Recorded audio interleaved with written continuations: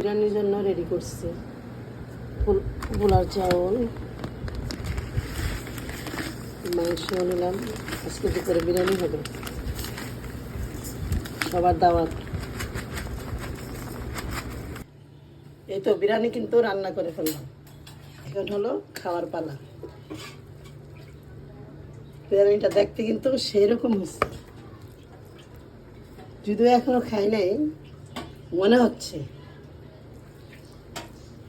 আমার হাতে বিরিয়ানি মোটামুটি ভালোই হয়, খারাপ হয় না। যতবারই রান্না করেছি সবাই খেয়ে প্রশংসা করেছে।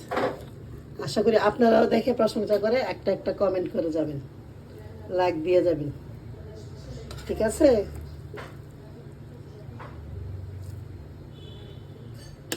আজ এই পর্যন্তই। ভালো থাকেন, সুস্থ থাকেন, আল্লাহ হাফেজ।